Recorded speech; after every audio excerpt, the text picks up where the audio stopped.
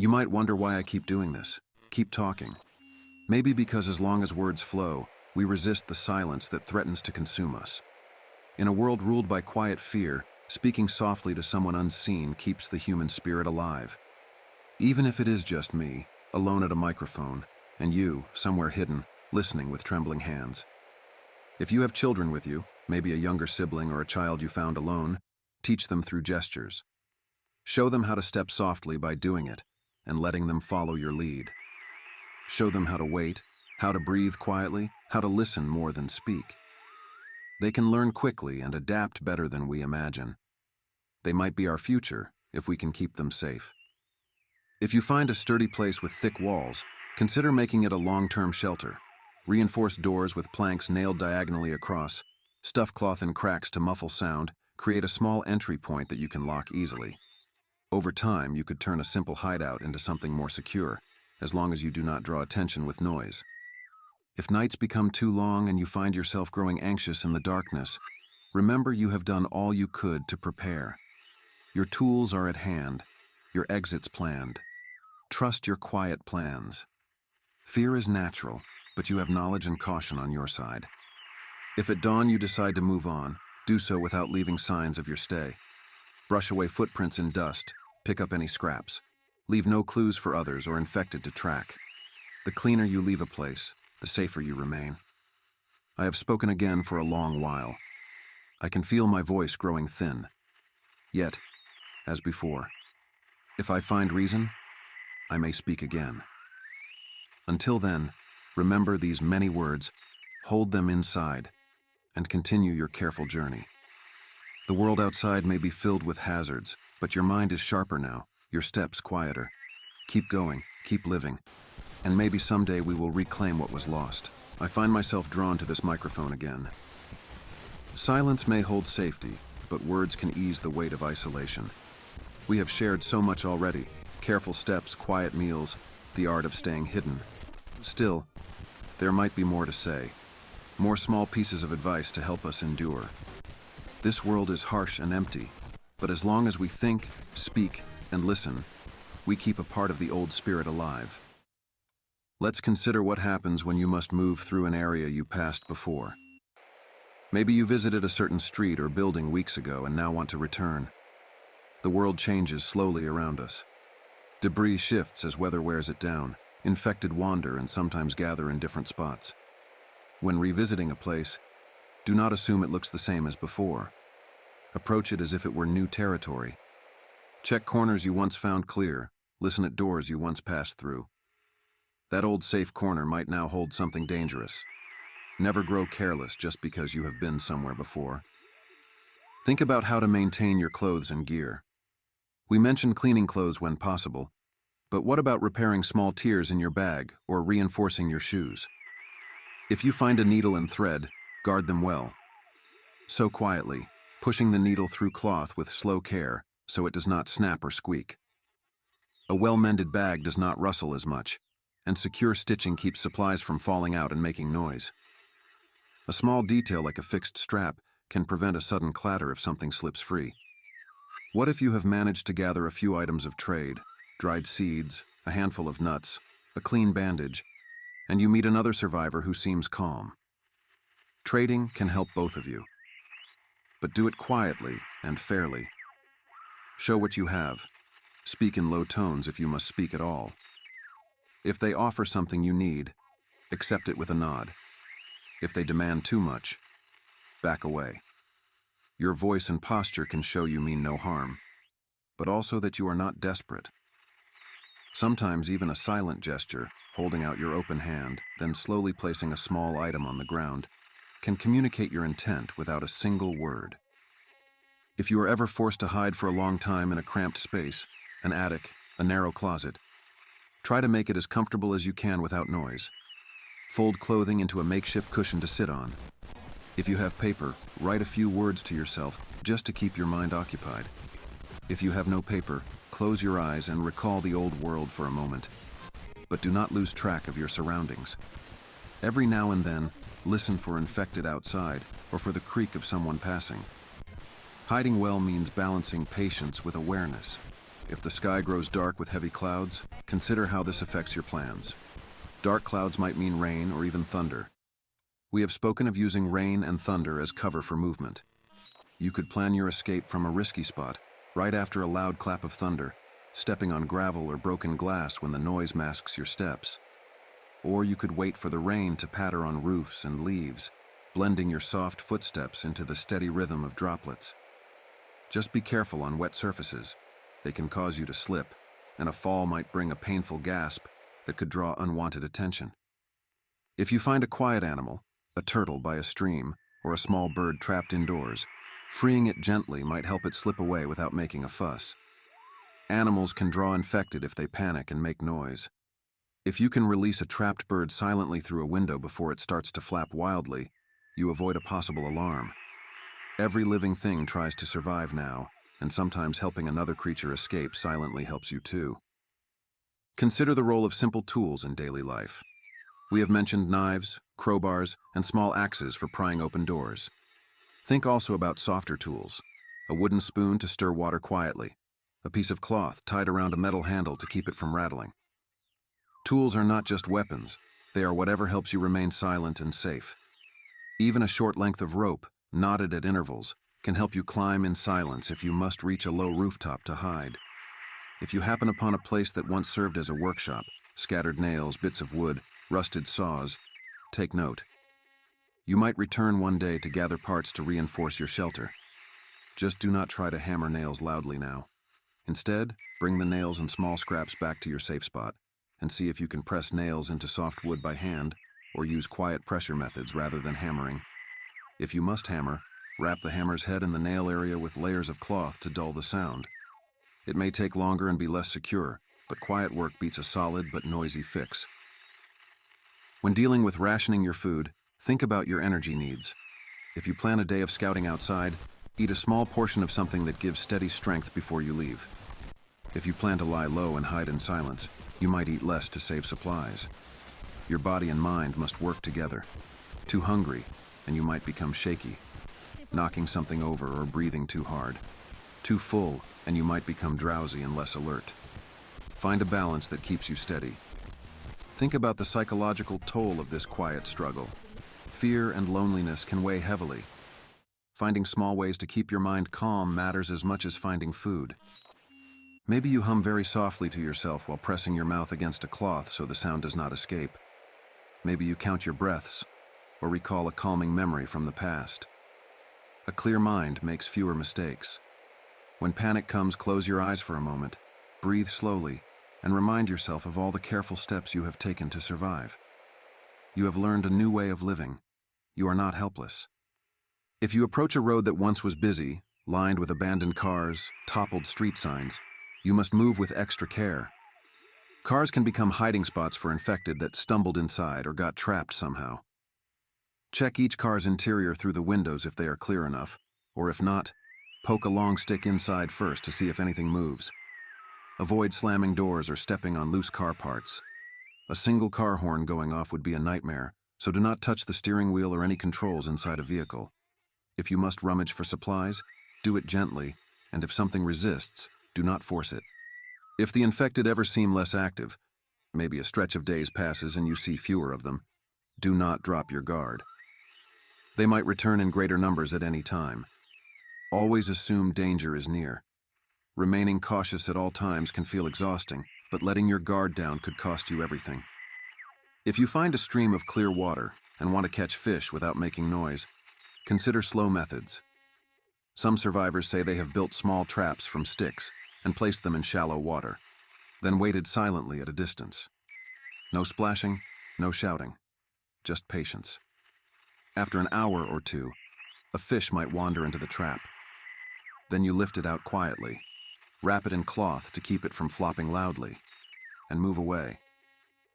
Cooking it will require the same care as before: small fire, hidden flame, no bright light at windows.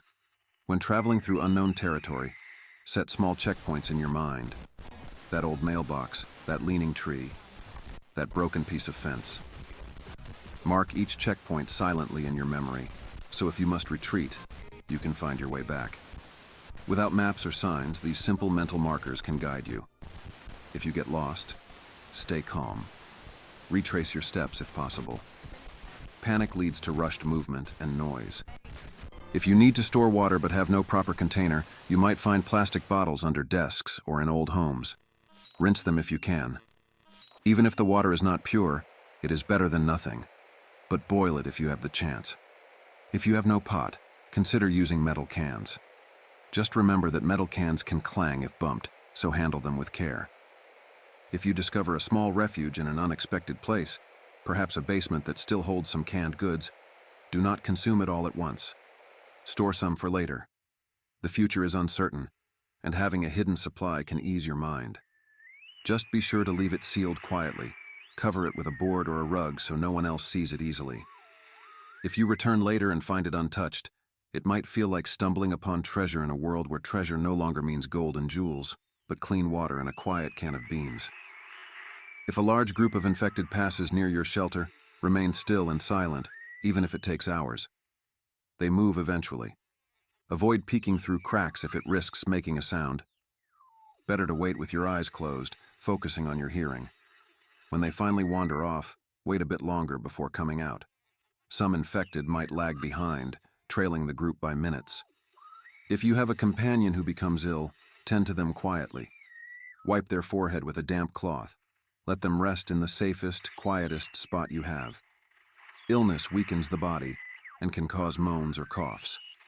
If they cough, try to muffle it with layers of cloth. You must balance care with safety.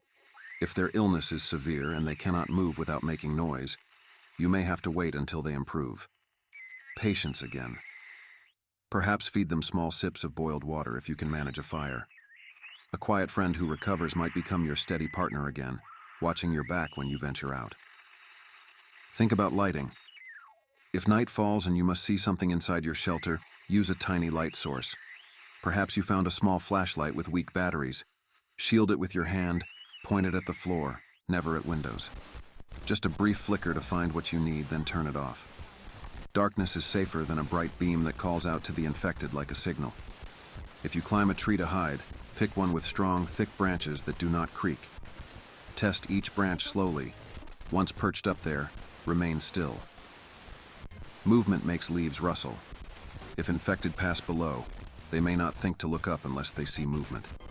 Nighttime in a tree might keep you safe if you do not shift around. But consider how you will descend later. A rope ladder you can pull up behind you is best, but if you have no rope, pick a tree you can climb down quietly as well. If at some point you must cross a bridge over water, remember that bridges can echo footsteps, especially if made of wood or old metal. Crawl if you must, placing weight gently, or find cloth to lay down step by step to dampen sound. If the bridge looks unstable, test it with a light tap first. If it sways or creaks loudly, consider finding another route. Risking a noisy collapse is too great a gamble. If you think back to your old life, remember lessons that might still help. Did you ever fix a door quietly in the past?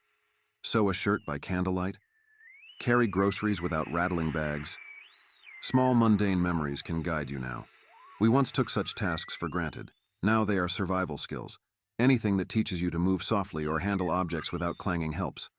If wind picks up at night, use it. A gust of wind rattling leaves can mask your steps if you must move. But be aware that wind might carry your scent. We do not know how well infected scents smell, but better to stay downwind if possible. Move in harmony with the breeze, pausing when it stills.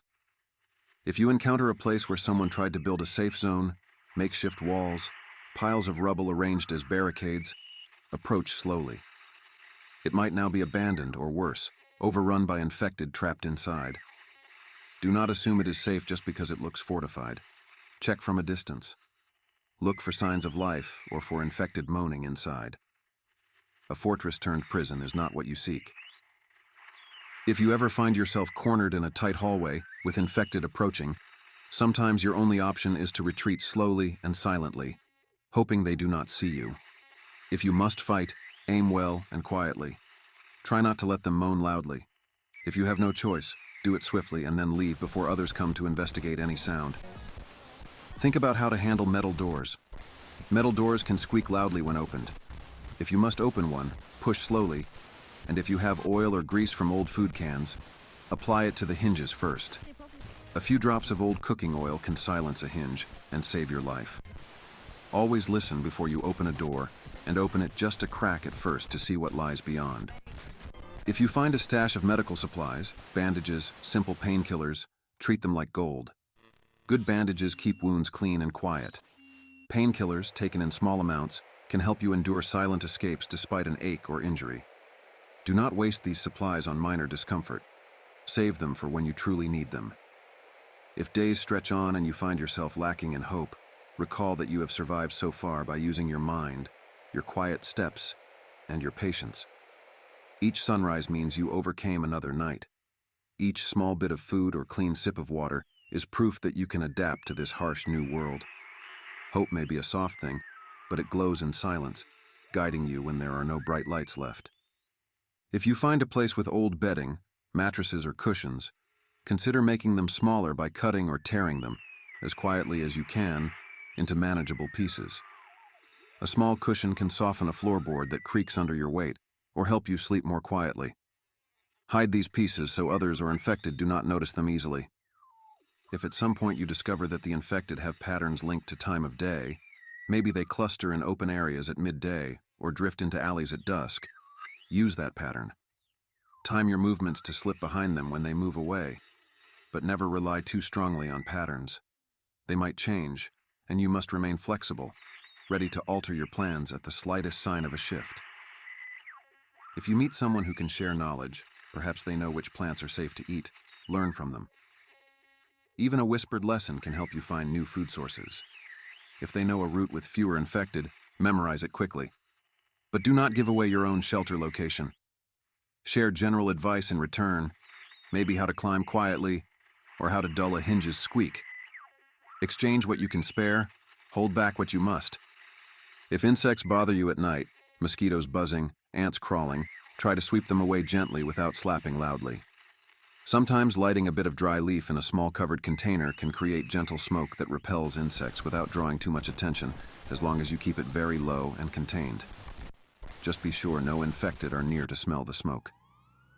If you stumble onto a stack of old newspapers or books, resist the urge to read them aloud. Silent reading can calm your mind and remind you of human thoughts, but moving a page too fast might cause a rustling sound. Turn pages slowly. Hold the paper down so it does not crinkle. Quiet reading is a rare comfort now. As I share these thoughts, I know we have ventured through many aspects of surviving in silence. At this point, we are refining details. Survival is in these small details. The angle of your footstep, the careful tilt of a door, the pause before you pick up an object. All these tiny acts shape your fate. I do not know if I will speak again. Each time I think I have said all I can, I recall another angle, another small tip that might help. Perhaps I will return if the silence weighs too heavily again. For now, hold these words close. Keep them in your mind as you move through broken streets and quiet fields. Remember, you are not helpless. You have your mind, your careful steps, and a quiet will to live. You have the ability to wait, to listen, to adapt. You have learned to survive without the noise and comforts of the old world. In that silence, you have found strength. If I stop speaking now, do not think it means I have abandoned hope. Hope lives on in every silent step you take, every careful choice you make. Go forth quietly. Stay hidden when needed. Show kindness if you can do so safely, and keep your inner flame alive. The infected cannot understand that flame inside you. They cannot put it out as long as you breathe quietly and hold on. Take care, silent traveler. I find myself here again, speaking into the silence that wraps around old streets and hidden shelters. Each time I pause, I think there might be nothing left to say. Yet the quiet world always offers another detail to consider. We have covered many methods to stay alive, to stay quiet, to think ahead. Perhaps now we can focus on the inner strength needed to keep going, and a few more small pieces of advice that might help if you face special conditions. Let's talk about staying out of sight in places with many broken windows. Shattered glass lies scattered everywhere now. If you must pass by a window without curtains or boards, Move low to the ground. Crawl if needed. Keep your body below the sill so that if infected wander outside, their gaze passes over you. Broken windows also mean broken glass on the ground. Brush it aside gently with a cloth or your sleeve before moving through that area. The faint crunch of glass underfoot can be enough to draw unwanted attention. If you come across a large old vehicle like a bus or a truck blocking a road, do not try to move it. Go around if you can. Climbing over might cause it to shift or groan. Rusted metal can screech when disturbed, and that sound can carry far in the silence. If going around takes more time, so be it. Speed is rarely your friend now. Slow, patient steps keep you alive. Consider the value of quiet hand signals if you ever travel with another person. You might agree on a few simple signs. 1 raised finger for stop, 2 raised fingers for go, a closed fist for danger. Practice these signals so that each of you understands them well and never mix them up. This avoids whispered words and cuts down on the risk of noise. Even the slightest whisper can echo in empty halls.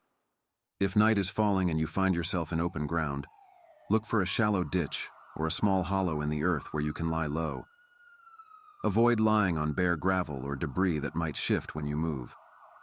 If you must rest, do it in a place where your silhouette does not stand out against the sky. The dim starlight might reveal a standing figure from a distance, but a prone figure hidden behind a small rise in the ground is harder to spot. If you ever think of using a flare or some old device that produces bright light to distract infected, think again. Bright flashes may draw them, but they also tell others where you are. Instead, rely on subtle distractions. A tossed pebble, a slight nudge to let something fall quietly on the opposite side of a room.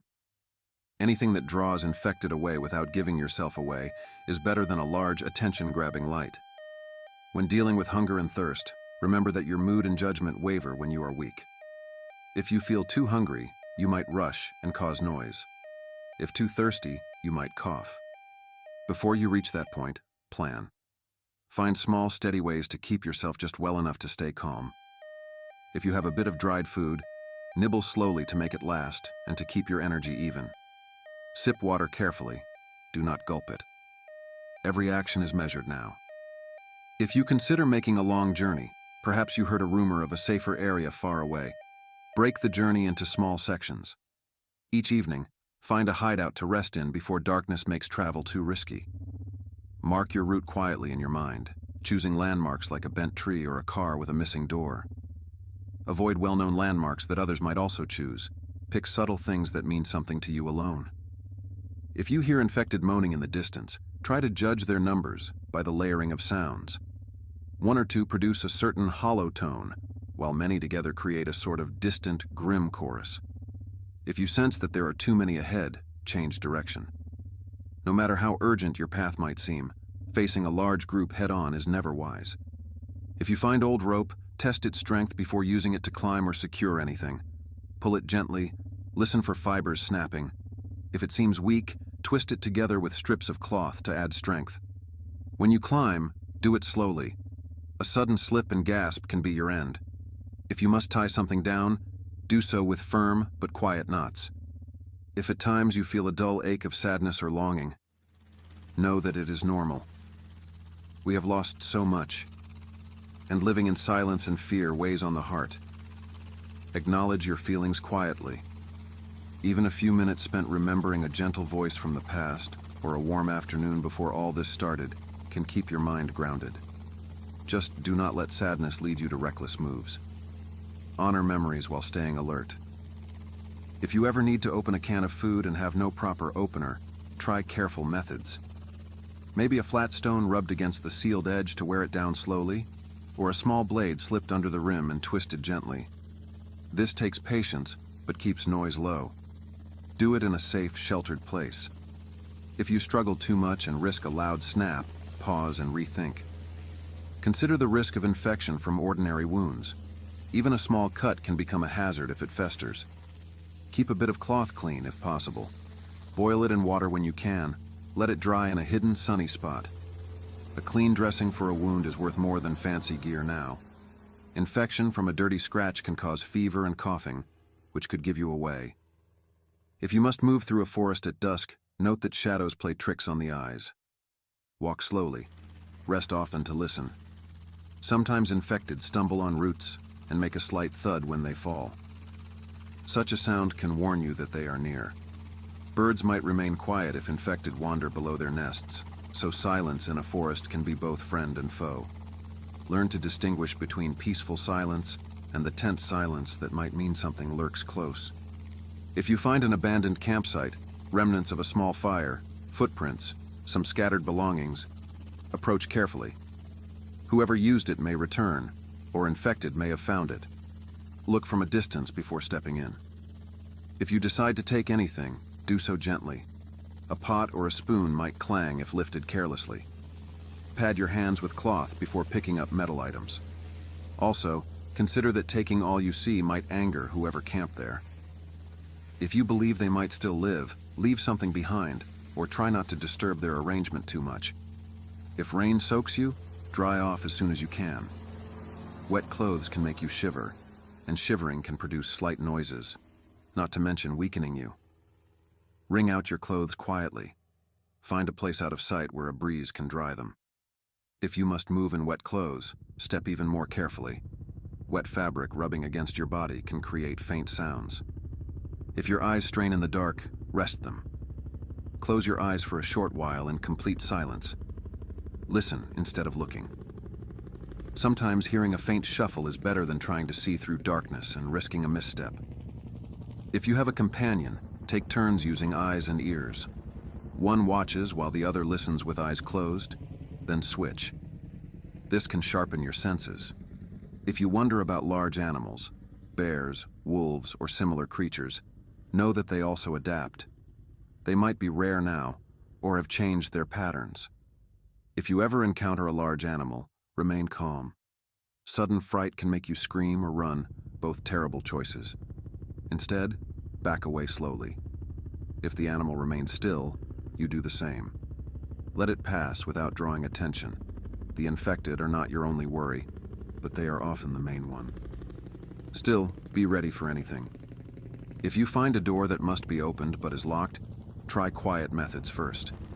Maybe a thin piece of metal can lift the latch inside, or a thin wire can help slide something open. Forcing it might lead to a loud crack. If you cannot open it quietly, consider if you really must go inside. A locked door might hide infected or nothing of value. Sometimes leaving a door unopened is the safer choice. If supplies run low and you consider entering a place that seems too quiet and untouched, think twice. Abandoned stores or warehouses might look inviting, but they may hold infected lurking in corners. Circle the building, peek through cracks, place your ear against walls to listen for any movement. If all seems calm, enter slowly. Keep an escape route in mind. Never trap yourself deep inside with only one exit. If you find books, besides reading them softly, you might also use pages as tinder for a tiny, well-hidden fire. But tear pages slowly and near your chest to muffle the rip. Fire, even small, must be handled with extreme care. Think if you truly need it. Boiling water or cooking a small meal might justify the risk, but never grow careless. One spark can cause a bigger blaze and chaos. If the sound of the wind changes, perhaps it whistles through a hollow pipe or across a broken antenna, use that sound to mask small movements. A gust of wind might cover the noise of you lifting a crate or shifting a plank. Move when the wind rises, freeze when it falls silent. If you travel near old power lines or poles, be cautious. Some might still be loose, swinging in the breeze, producing faint metallic clicks. If you bump them, they might clang. Keep your distance. And beware of any puddle or damp ground near electrical remains, though electricity likely died out long ago. Still, be safe rather than sorry. If you must cross a narrow passage with walls on both sides, check the floor. A single can or bottle rolling under your foot can create a sudden clatter. Push obstacles aside slowly or pick them up and place them gently somewhere else before moving on. This takes time, but haste will not serve you well.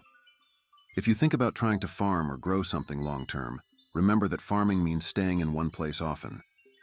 That requires making your shelter safer and quieter.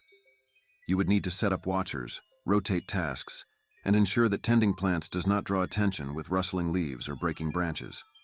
If you do try to grow food, pick small patches hidden behind walls or inside courtyards, and water them with silent care. The rewards might be worth it, but only if you can keep it secret and safe. If loneliness presses heavily, you might try to sing softly into a thick piece of cloth, so that almost no sound escapes. Just a gentle hum felt in your chest. This can calm nerves without alerting anyone. Human voices once filled the world, now silence rules. But a quiet hum can remind you that you are still human inside. If the season changes and leaves fall, watch your step in forests. Dry leaves crunch underfoot. Move them aside slowly before stepping, or step on stones and bare earth where possible. If it is too loud, wait for rain to dampen the leaves and soften their sound. Adjusting to seasons is part of survival now. If you ever consider building a small raft to cross a body of water, remember that paddling can make noise, and water carries sound. Wrap cloth around the paddle blade, dip it slowly. Do not splash. Also consider the risk of drifting past infected on shore who might see a shape moving on the water. Night crossings might be quieter, but vision is poor. Balance these risks. If you plan to store supplies underground, like digging a hole and covering it, choose a spot off any known path. Use natural markers that only you understand, maybe a root shaped like a hand or a rock with a certain scratch. Keep the cache small and sealed. If someone finds it, you lose only a bit of supply, not all you have. If you ever meet a traveler who seems to have knowledge of safe routes, listen carefully. They might hint at patterns like infected avoiding a certain type of building or terrain. But do not rely fully on their word. Trust your own tests and observations. People can lie or be mistaken. Verify quietly before committing to a risky path.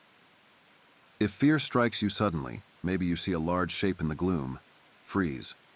Give yourself a moment to let your eyes adjust.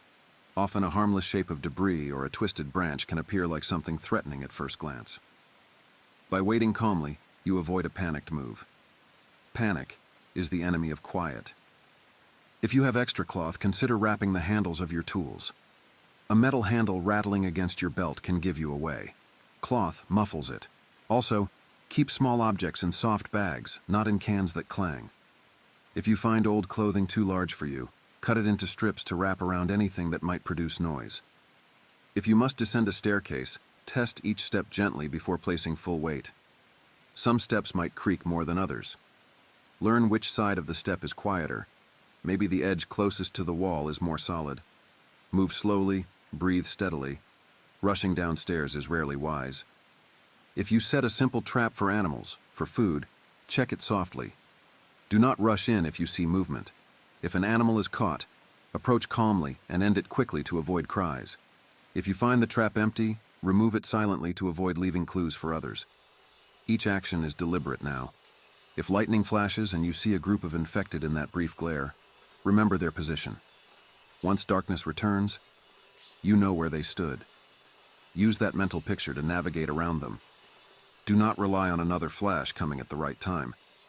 If your memory fails you sometimes, as stress can do, whisper to yourself under a thick blanket, reminding yourself of your plan. Keep the whisper so faint only you hear it. Hearing your own voice softly might help you recall what you intended, or mentally say it inside your head without speaking, if silence is too risky.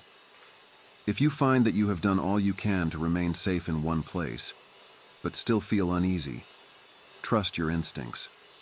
Perhaps move on quietly, finding a place that feels better defended or more hidden. Your intuition, sharpened by these long trials, can guide you to a safer spot. If the day ever comes when you spot another person who seems to have a stable shelter, do not rush to join them. Watch from a distance for a while, see how they behave. If they leave scraps out in the open, if they stomp around without care, they may not last long, and joining them might bring danger. If they move with quiet grace, maintain their shelter with calm steps, they might be wiser. But still, approach slowly if at all. We have gone through so many scenarios and ideas, each one hoping to give you a better chance. Survival is made of thousands of small decisions, each one chosen to keep noise low and danger at bay. By now, you carry a toolkit of thoughts and habits in your mind. Use them well. I do not know if I will speak again after this. The world outside my shelter remains quiet, and I have said so much. Still, the silence sometimes begs for a voice. If my words reach you, hold them close, and remember that you are not the only one struggling in silence. Others exist, scattered and hidden, each in their own quiet bubble of caution. Let these words sink in. Think them over in the hush of your hiding place, and if any help you survive just one more day, then my effort here is worthwhile. You have learned to move in harmony with the quiet world, to blend with its softness, to resist panic and despair. Go on, step lightly, breathe slowly, and hold on to hope. Even if I never speak again, the memory of these words can travel with you, guiding your silent footsteps through the shadows and whispering that you still live, still think, still dream of better days hidden in the quiet corners of this changed earth. The air feels still. I am here again, speaking in low tones, sharing thoughts that might help you keep going. After so many parts, after so many quiet words, it might seem like we have covered every angle of this strange life we now lead. Yet the world around us keeps shifting in small ways, and each shift might offer something new to consider. Let's think about what happens when our bodies grow weaker over time. We survive day by day, often on scraps of food and sips of water. Our muscles might ache more. Our bones feel stiff after sleeping on hard floors. How do we keep our bodies strong enough to remain quiet and steady? One way is to do small movements when safe. In a hidden spot, stretch your arms, roll your shoulders slowly, bend your knees to keep them from growing too stiff. Do it quietly. No grunts, no heavy breathing that can be heard outside. These small exercises can help you avoid painful cramps that might force a sudden cry. Our minds also need care. We talked before about recalling calm memories. Perhaps now we can add a small habit. At dawn, if you find a safe corner, close your eyes and breathe in and out slowly, counting a few breaths to steady your thoughts. It might help you remain patient throughout the day. A steady mind helps you notice small signs of danger sooner. A calm mind resists panic. If you happen to find an old manual or a children's book with simple drawings, it can help you learn something you forgot. Maybe a simple chart showing plants that once grew in your region. Even if you cannot read all the words, pictures might remind you which leaves look safe or which berries to avoid. Of course, always test new foods with great caution. Taste a tiny bit, wait a long while to see if you feel ill. Better to go hungry a bit longer than to eat something that makes you weak and noisy. Think about ways to improve your shelter. We have spoken a lot about silence, but what if you have the chance to set a few simple warnings for yourself? Maybe place a line of thin twigs outside a doorway so if anything heavy steps there, you hear a faint crack. You must be careful, though. Any noise can draw infected. Such warnings only work if the infected are already near and you have no safe escape. Perhaps a better warning is something that rustles very softly when brushed, like thin strips of cloth hanging near a doorway. If something tries to pass through, you might see the movement of cloth in dim light. Use your eyes more than your ears for such warnings. If you plan to travel at night more often, remember that stars still shine above, even if dim. If you knew some patterns of stars before all this happened, you can try to recall them. They may help you guide your path north or south without making a sound. But be careful staring at the sky too long. Look down often to avoid stepping on something loud. Balance your gaze between sky and ground. Consider your clothing again. If you have layers, you can remove some quietly if it becomes too warm, or add layers if it grows cold. Tight clothes might rub and cause faint squeaks or rustles. Loose clothes might catch on nails or broken parts of buildings. Aim for something that fits close but not too tight, made of soft fabric that does not rustle much. If you have zippers or buttons, move them slowly. Try to avoid clothing with hard parts that can click or clink. If you must carry metal tools, wrap them in cloth so they do not bang against each other as you walk. Even a spoon hitting a metal cup can make enough noise to ruin your careful silence. Keep all items snug in your bag so they cannot shift or roll around. A well-packed bag can be lifted or set down without a single clink. Now, consider what happens if you must cross a place filled with broken furniture. Each step could knock loose a piece of wood or a shard of something sharp. Take a moment before entering such a place. Scan the floor with your eyes. Pick a path that seems least cluttered. If needed, move debris aside slowly, piece by piece, laying it down gently out of your way. This might take time, but it saves you from a sudden crash of objects falling over. Think about the times you must bathe or wash. We rarely speak of this, but staying at least somewhat clean helps you avoid itching or infections of the skin that can make you restless and more likely to move around noisily. If you find a quiet stream, scoop water up in a container and pour it gently over yourself, far from the bank, so you do not make splashing sounds that carry over water. Wash clothes by pressing them in water quietly and wringing them out away from hard surfaces. Cleanliness is a rare comfort, but worth it if done with care. If you stumble upon old plastic sheets or tarps, think how you can use them.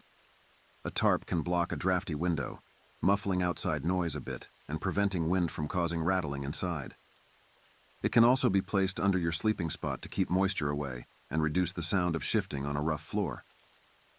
Just be sure the tarp does not crackle loudly when moved. If it does, try placing cloth on top of it, or rubbing it with damp hands to soften it. Sometimes you might consider if there is still any chance of lighting a small candle inside a sturdy container. A candle flame is quieter than a flashlight and produces less sudden glare. If placed behind a thick wall or in a deep corner, its soft light might let you read a label or examine a wound without sending bright beams outside. Extinguish it by pinching the wick between damp fingers or pressing it against something that smothers the flame silently. No blowing, as that might hiss. We have mentioned so many quiet habits that this life might feel like a great dance of hush and caution. It can wear you down. Consider rewarding yourself once in a while with a very small treat if you have any, maybe a tiny piece of candy found in a drawer. Savor it slowly. Let it remind you that you are still human, not just a silent shadow. This can keep your spirit from fading into numbness. If you must cross an area known for infected presence, watch the birds above. If birds gather in circle, they might be attracted by something below, maybe a large number of infected or other scavengers. If birds suddenly fly away all at once, something might have disturbed them. Use these signs as hints. Nature can warn you if you learn to interpret its signals. If you find a pair of gloves that fit well, use them. Gloves can protect your hands from splinters and cuts, and also muffle the sound of your grip on metal or glass. Just make sure they are not too stiff or noisy when you close your fist. Soft cloth gloves can be ideal. If you cannot find gloves, wrapping strips of cloth around your hands is better than nothing. If you think you see movement ahead but are unsure what it is, do not move closer right away. Instead, find a safe spot, crouch low, and watch for a long moment. Human eyes can play tricks in low light. By waiting, you might see if that shape is a branch swaying in the breeze or an infected shifting in place. Patience is your best friend here. As seasons pass, you may notice changes in infected behavior. Maybe they slow down more in colder air, or maybe in hot weather they gather in shade. If you spot such patterns, use them. Move when they are less active. Rest when they seem more alert. Just never trust these patterns completely. Always stay ready to adapt if they change. If you must pick up something fragile like glass bottles, maybe to store water, test your grip first. Hold a piece of cloth and pretend to lift something. If your hand shakes, rest a bit. You do not want to drop a bottle and shatter it. Sometimes it's better to leave fragile containers behind than risk a sudden loud break. If you consider making a hiding spot within a larger building, pick a room inside and block the door quietly with heavy furniture. Make sure you leave enough space to move the furniture silently if you must escape. Do not trap yourself. A good hideout has a plan for leaving just as quietly as you entered. We have not spoken much about the infected sense of smell. We do not know how keen it is, but assume it can draw them closer if you carry strong-smelling food. If you have dried fish or something with a strong scent, store it in a sealed container or wrap it in multiple layers of cloth. If you plan to open it, do so in a well-ventilated spot where the scent can drift away. Wait and listen after opening strong-smelling items in case infected catch the scent and move toward it. If at times you think you hear a faint voice far away, do not call out. It might be someone, or it might be a trick of the wind. Moving closer to investigate is risky unless you have a solid plan. If you must check it out, do so in stages. Move a few steps, then pause, listen. If no further voice comes, maybe it was nothing. If you do hear another voice, still approach with great caution. Others might be just as scared as you are and could react poorly to a stranger appearing suddenly. If you still have a watch that works, use it to keep track of time quietly. Knowing the hour might help you guess when infected patterns repeat. Maybe at certain hours they roam certain areas. Or maybe it helps you know how long you have rested, how long since you ate or drank. If no watch, you can still learn to read the sun's path or the length of shadows. If a doorway creaks when you open it, try applying something oily on the hinges. Even pressing a piece of oily food or rubbing a bit of grease from old canned goods can help silence it. Work the door back and forth gently until the creak lessens. Every small improvement in silence pays off in the long run. If you find old medical wraps or even strips of cloth that smell clean, store them in a sealed bag if possible. Moisture and dirt can ruin them, and you may need them later for a wound. Keep them dry and hidden. Medical supplies are rare and precious now. If you must sit in darkness for a long time, keeping watch over a path, try to relax your eyes. Staring too hard can cause your vision to create shapes that are not there. Blink slowly.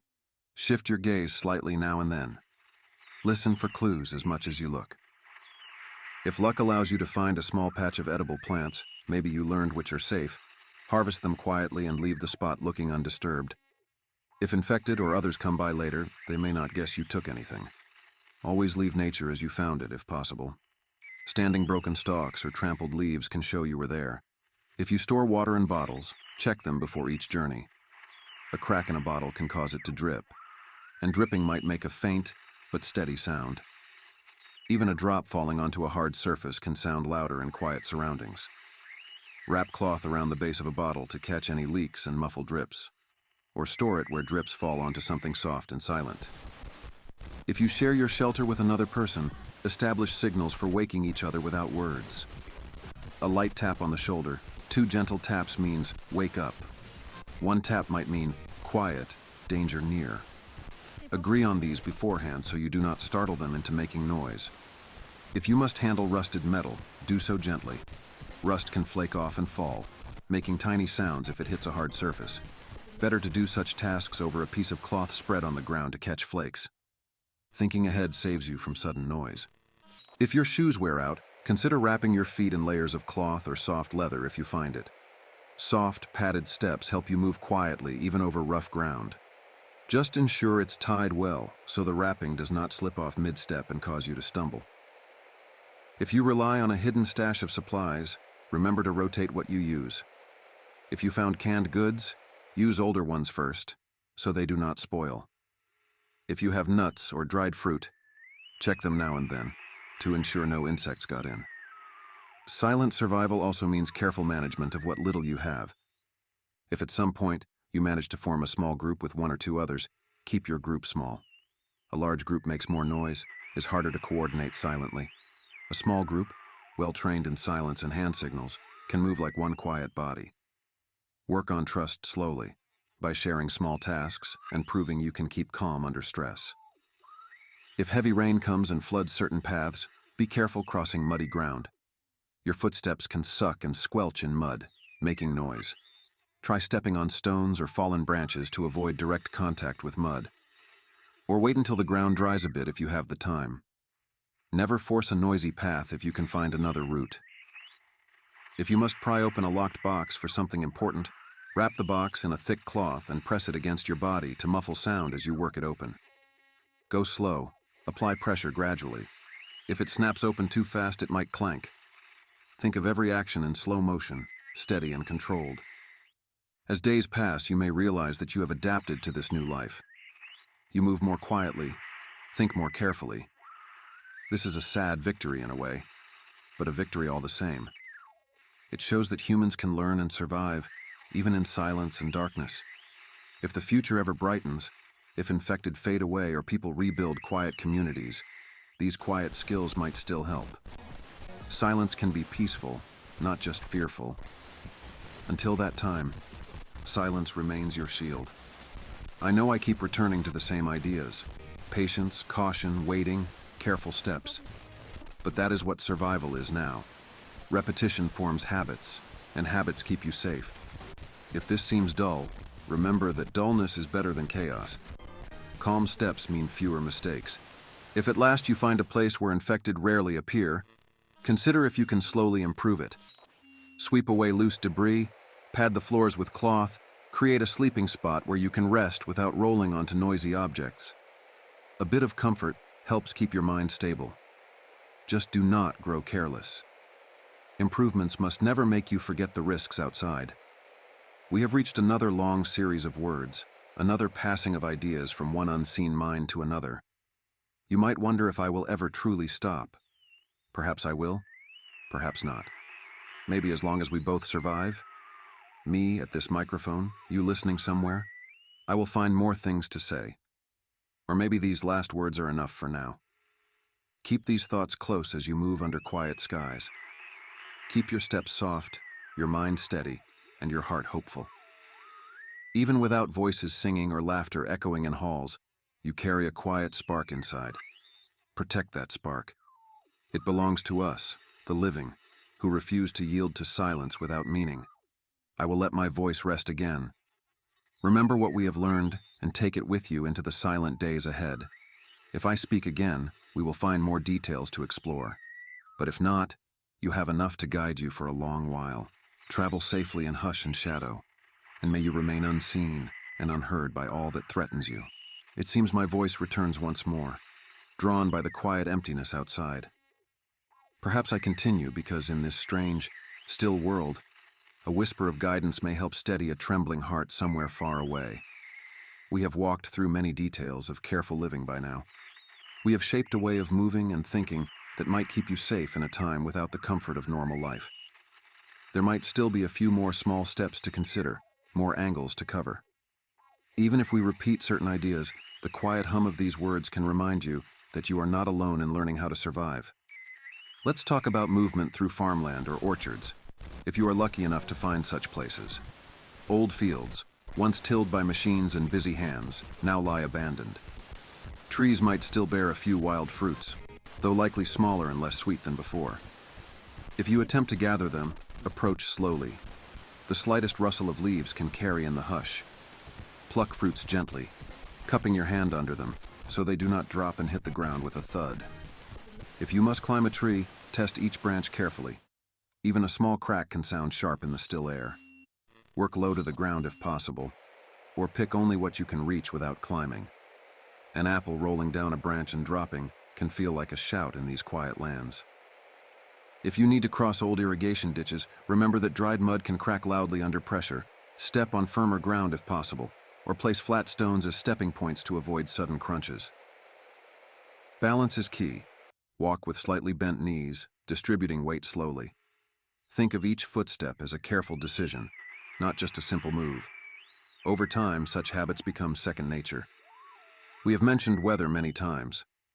Think now of windless days, when the air feels heavy and sound travels even farther. On such days, move slower than usual. A single cough or sneeze could carry for a long distance, drawing curious, hollow-eyed shapes in your direction. If you feel a sneeze coming on, press a cloth firmly over your nose and breathe out through it to muffle the sound. Prevention is best. Keep dust away from your face. Avoid sniffing old moldy fabrics that might irritate your throat. When dusk settles, the world can seem almost peaceful, but do not be fooled. Some infected may wander more during low light, perhaps guided by faint sounds.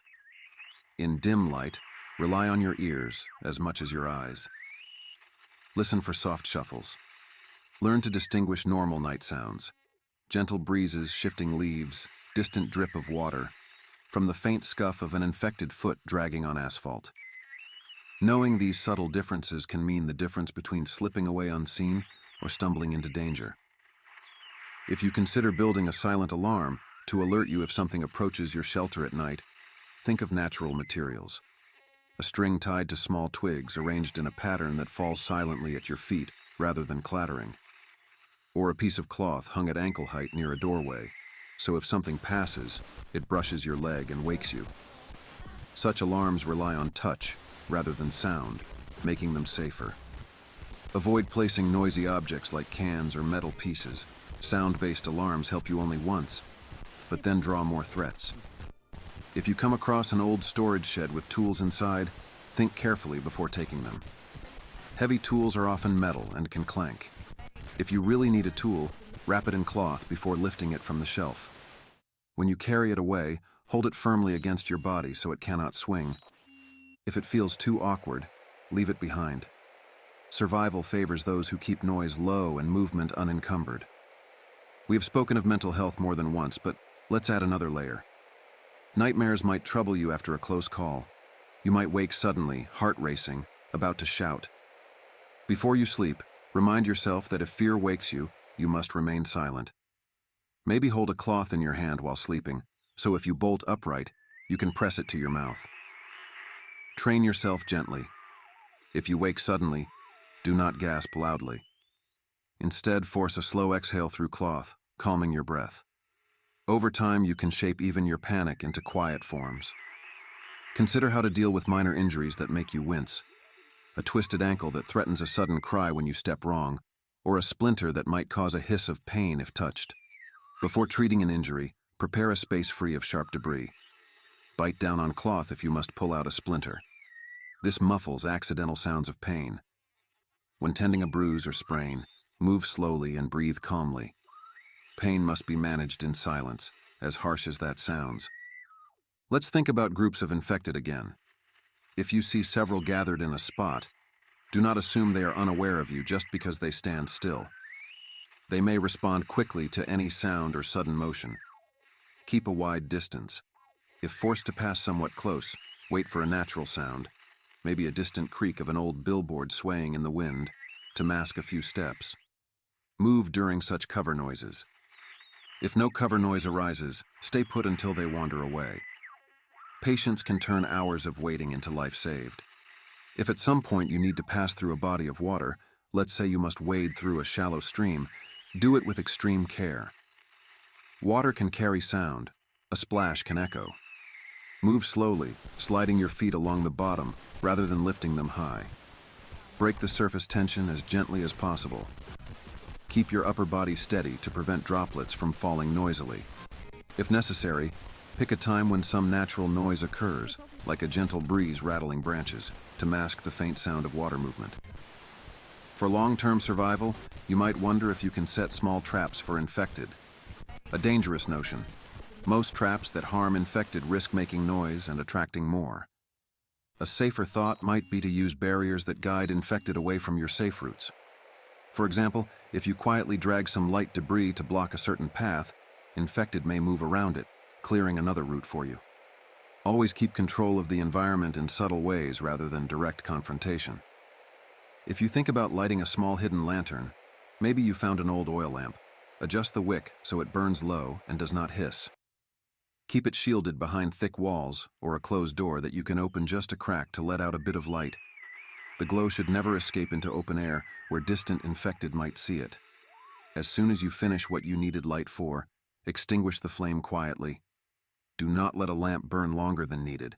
If you must communicate with another survivor who is far away, consider simple mirrored signals at midday sun, but only if you know exactly who you are signaling to. Even then, flash signals briefly and cover the mirror. Uncontrolled flashing might catch infected attention or lure hostile survivors. Any form of communication that reaches far must be used sparingly and wisely. We have touched on the risk of illness, but consider also simple measures like boiling water whenever possible. If you find a metal container that can withstand heat, warm the water over a tiny flame shielded by rocks or scrap metal. The boiling process must be quiet. Position the container so it does not rattle and feed the flame with small twigs gently. Once done, let it cool before drinking.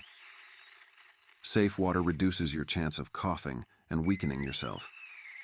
If you fear losing track of time, try marking a small stick with tiny notches each morning. Press the tip of a blade silently to carve a mark. Over weeks, this can help you gauge how many days have passed. Knowing the passage of days can help maintain your sense of stability, even if it offers no direct survival advantage. A steady mind, aware of time's flow, might remain calmer and less prone to panicked decisions. If you find yourself in a place with old cables or wires, consider using them for silent rigs. A thin wire stretched low across a hallway could warn you if someone passes, not by making noise, but by gently tugging a piece of cloth you tied to it at your end.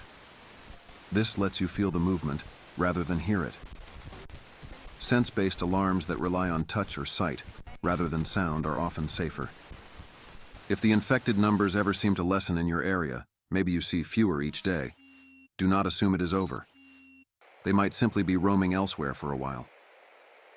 Enjoy the relative calm to gather supplies quietly, repair your shelter's silent defenses, and practice moving without making a sound.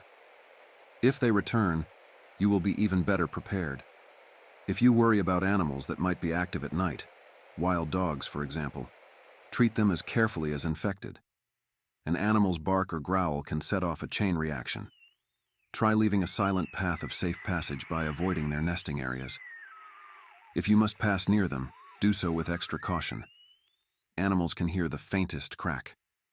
Move only when the wind stirs leaves overhead or when distant thunder rumbles, blending your presence into nature's whisper. If you find dry leaves or straw that you want to sleep on for comfort, first pick it up in your hands and gently pack it down, removing any sharp sticks that could snap if you roll over in your sleep. Create a soft, even layer. Test it by shifting your body slowly, listening for noise. Adjust until you can lie down without a single crackle. Good rest improves your alertness when you wake, making it easier to remain silent later. If you must handle old plastic containers that crackle when squeezed, treat them gently. Press them slowly to see how they behave. If they make noise too easily, wrap them in cloth or abandon them. A container that betrays your presence at the wrong moment is not worth keeping. Always weigh the value of an item against the risk of the noise it can make. When exploring buildings with multiple floors, consider the safest route upstairs. Old stairwells can creak. Sometimes climbing furniture or using a rope outside a window might be quieter, though riskier. Test the rope's anchor point slowly. Pull softly. Never jerk it. If climbing a rope outside means you can avoid a creaky stair, it might be worth the effort. Just remember to move like a shadow, each action smooth and gradual. If hunger pushes you to hunt small animals, set silent snares in places the animals frequent. Check them rarely and approach carefully. If you catch something, dispatch it swiftly and quietly so it does not cry out. If the snare is empty, remove or reset it without making noise. Do not leave snares scattered around, as other survivors might find them and guess your presence. Discretion must rule your choices. If you consider training your ears, try closing your eyes and listening to the wind.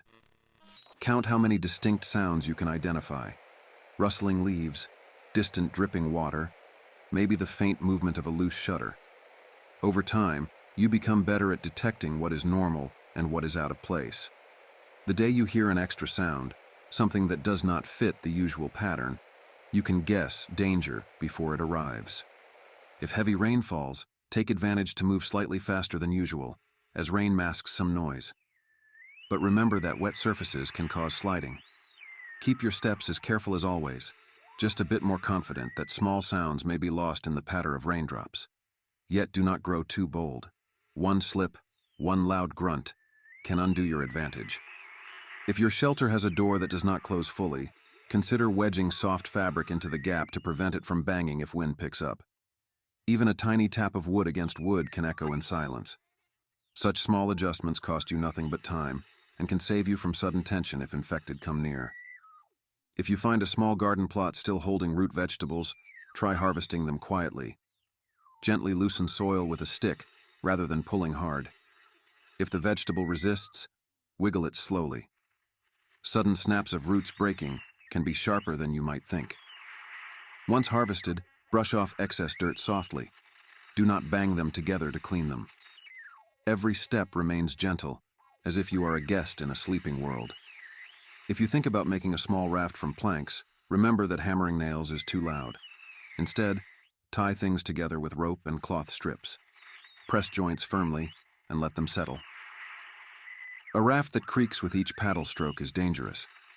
If you must raft across calm water, paddle slowly and keep the blade of your paddle wrapped with cloth, dipping it gently to avoid splashes. The journey might be longer, but it beats drawing attention. If dawn finds you anxious, waiting for infected to pass before you move, use that time to refine your gear. Check that your bag's straps are tight and do not squeak. Adjust your clothing layers. A few moments of preparation can make your escape smoother. Patience and planning are quiet weapons you carry inside your mind. If you meet another survivor who has also learned to live quietly, you might exchange a nod, a whispered hint of a safe path, or a single piece of food. Keep communication minimal and calm. Two silent survivors crossing paths might help each other without forming a noisy alliance. Remember, trust is rare now, and actions speak louder than words you cannot safely say aloud. Over time, you may find that you remember these hints as if they were second nature. That is good.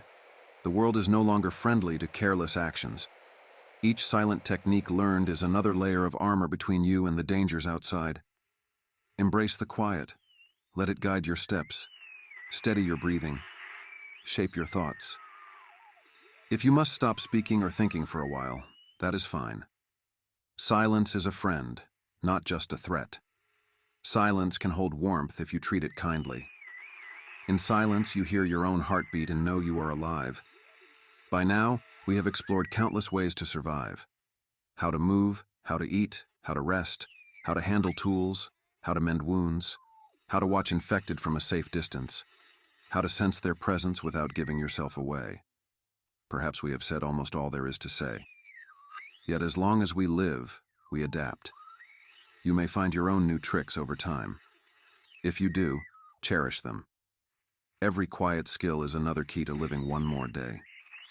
I return now to quiet myself. Carry these thoughts with you as you navigate this silent existence. Stay calm, stay steady, and remember that even in this quiet darkness, you hold a small light inside. Your will to endure and remain free from harm. Let that inner light guide you when you cannot risk lighting a flame for your eyes. Let these lessons ring in your mind when you cannot risk a whisper to another soul. Go forward with gentle steps, careful hands, and a silent heart. Live well in the hush, my quiet friend. I find myself drawn back once more, though I had thought I might rest in silence for a while. Perhaps the quiet outside encourages a return, as if the stillness itself asks for another set of thoughts to share. Each time we speak like this, we add layers of understanding to a world stripped of its old comforts. We have learned to move silently, to rest without calling attention, to gather what we need with gentle hands and slow breaths. Yet even after all these talks, life remains uncertain. Let us see if we can draw out a few more small details that might help you stay safe, or at least give you a steadier mind. Think of these as fine adjustments, tiny grains of caution sprinkled over the landscape of your survival. First, consider the art of waiting. We have spoken of patience many times, but let's explore it deeper. Sometimes you may find yourself hidden behind a low wall or crouched under a broken table, listening to infected footsteps drift by. In these moments, patience is not just waiting, it is controlling your breath, quieting the tremor in your muscles, and letting time pass without panic. Count heartbeats if it helps, or imagine you are a stone on the ground, unnoticed and still. By fully accepting the wait, you avoid sudden movements that could betray you. Over time, this deep patience becomes a skill as strong as any tool. Think about how to handle clothing as it wears thin. Eventually, your clothes will show holes and frayed ends. Before these tears cause noise by catching on debris, tear small strips from hidden seams and stitch them over the holes. Do so with a needle if you have one, or a sharp splinter of wood if that is all you can find. Work slowly, pressing cloth against cloth in tight loops, and do it in a place where dropping the needle or splinter will not create a loud sound. Maybe lay down cloth underneath your work area, so if something slips, it lands softly. If you consider exploring places you avoided before, maybe larger buildings or areas with more obstacles, review your mental map. You might recall a side alley you once passed, or a fence you can climb. Quiet survival benefits from knowing multiple paths. Before you commit to a new route, stand at a safe distance and observe. Are there signs of recent movement, like scuff marks on dusty floors or leaves disturbed in odd patterns? Such clues can warn you, that infected or other survivors have been through here. If you sense recent activity, be doubly cautious. If you have managed to find a safe spot to rest for several days in a row, consider small improvements that make no noise. Perhaps place a layer of dampened ash on a squeaky floorboard to reduce friction, or wedge soft cloth into a window frame that rattles in the wind. These tiny acts might seem trivial, but each one reduces the chance of sudden sound. The quieter your shelter, the easier it is to remain calm and detect subtle noises outside. Think about how you handle fear at dusk. Dusk often brings a hush that can unsettle your nerves. Remind yourself that you have survived this far because you have adapted. Instead of fearing what you cannot see, focus on what you can control: your steps, your breathing, your readiness to hide if needed. Turn fear into heightened awareness, not into rushed decisions. If your heart races, slow your breath. If your legs tremble, shift your weight slowly until you find a stable stance. If you need to move through an area littered with old papers or thin plastic, sliding your feet can create a long, gentle sound rather than a sharp rustle. Press lightly down as you move, trying to flatten the material rather than push it aside. If possible, pick up a sheet of paper or plastic before stepping on it, fold it quietly, and tuck it away, or set it aside gently. Dealing with obstacles piece by piece can be safer than trying to cross them all at once. If you find a container of some oily substance, maybe old cooking oil or grease, you can use it to silence hinges, wheel axles, or even reduce friction between two rough surfaces that might squeak if rubbed together. Apply it carefully with a bit of cloth, then test the movement slowly. A silent hinge can mean the difference between slipping through a door unseen or alerting everything nearby to your presence. We have not said much about old furniture that might still stand in certain rooms. A sturdy table or a heavy dresser can be used as a quiet barrier if you must block a doorway. Slide it slowly, lifting slightly if you can, to avoid scraping noises on the floor. If the floor is rough, place a layer of fabric under the furniture's legs before pushing it, so it glides more silently. Preparing such silent defenses ahead of time, when you are not in immediate danger, can save you from panic if you ever need to block an entrance quickly. If you catch a small animal, consider not only eating it, but also using parts of it. Bones, if cleaned and dried quietly, can serve as small tools or hooks. Tendons might be turned into silent bindings if you know how. Just remember to do all this in a place where you can wash away scents and remains that might attract infected. Also, work slowly and gently, so no crack of bone or snap of sinew echoes unexpectedly. If time has passed and you find yourself longing for human contact, recall that approaching others is risky. If you decide to approach anyway, do it during daylight and choose open ground so no one is startled. Hold your hands visible and empty. If they see you, nod slowly.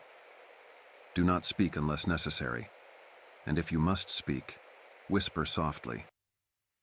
Show you mean no harm by moving slowly and leaving space between you. Let them decide if they trust you enough to talk back. If not, leave quietly and quickly. Avoid turning a desire for contact into a noisy encounter. Think about footwear. Hard soles on shoes can create sharp taps on stone. If you have a chance, replace or cover them with softer material, cloth wrapped tight, or strips of old rubber. Test your steps on different surfaces: wood, tile, concrete, earth. Aim to produce almost no sound. Good footwear for this world is quiet, flexible, and secure enough not to slip off as you climb or crawl. If you consider gathering rainwater from a gutter or a tilted piece of scrap metal, position it so water drips into a cloth-lined container. Drops of water falling into an empty container can produce a repetitive ping. By placing cloth inside, you soften the impact, turning sharp pings into muffled taps. This keeps your shelter quiet, even while you collect precious drinking water. We touched on reading signs in nature. Let's extend that idea. If you notice that certain areas remain strangely silent, no birds, no insects, this might mean infected passed by recently, disturbing the wildlife.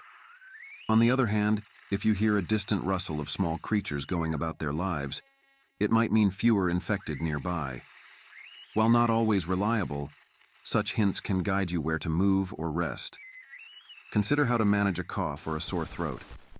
If your throat feels scratchy, sip water slowly and often. If you must cough, press a thick fold of cloth over your mouth and cough as gently as possible. Try to exhale slowly, instead of a sudden burst. The quieter the cough, the better.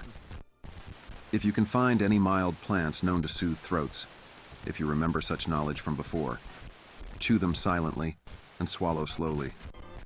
If you decide to build a makeshift shelf or storage space inside your shelter, stacking crates or boards, do it during a time when you are sure infected are not nearby. Move each piece slowly, test each joint by pressing gently rather than slamming it into place. The goal is to create stable storage that will not topple or clatter if you must grab something in a hurry later. Organized storage reduces frantic searches that cause noise. If you must cross a rooftop, test the surface first. Gently tap with your fingertip. If it sounds hollow or brittle, consider another path. Falling through a weak roof or causing a loud crack is too big a risk. If the roof is covered in gravel, push the gravel aside with your hand before stepping, creating a small, clear path. Remember to return it later, leaving no sign of your passage. Reflect on your mindset each morning. Waking up in this world can feel heavy, but a stable mind can reduce accidents. Before you start moving, sit still for a moment. Listen with closed eyes.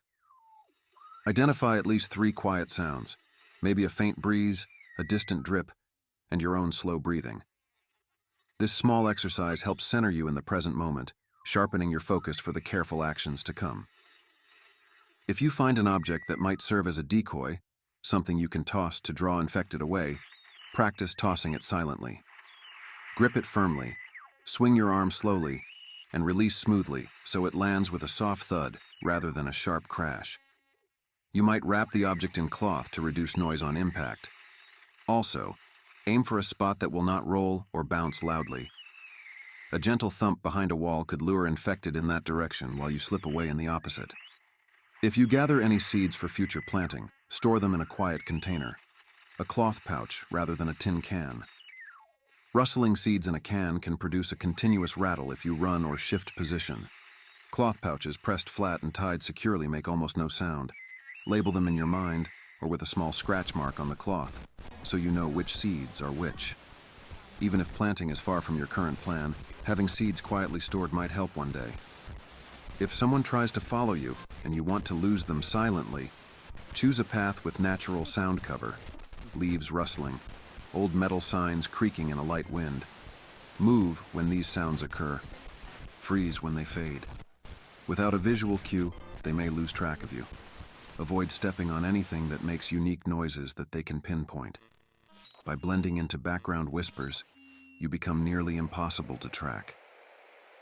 If you must pry open a hatch or remove nails from a board, try rocking the nail back and forth slowly rather than pulling straight out. Rocking gently might help it slide free with less squeak or snap. If still too loud, dampen the wood slightly, lick your finger or use a drop of water to reduce friction. Such small tricks can turn a noisy task into a softer one. Think about signs of infected resting in one place. Sometimes you might find them slumped in corners. Treat them as if they could wake at the slightest sound. Pass by on soft surfaces, and if possible, create a slight distraction far from you to keep their attention away.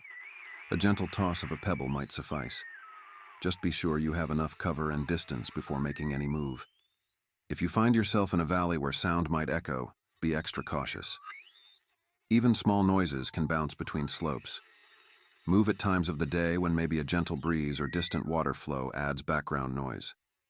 If there's a stream in the valley, walk close to it so the water's gentle flow masks your steps. Always adapt your strategy to the environment's natural soundscape. If your shelter floor is bare wood and you have no rugs or cloth, consider sprinkling a thin layer of dust or sand. This might reduce the chance of squeaks. Test by shifting your weight slowly on one foot. If you still hear noise, try placing flat pieces of bark or leaves under key spots where you stand often. Over time, you will learn which spots are safe to step on quietly and which to avoid.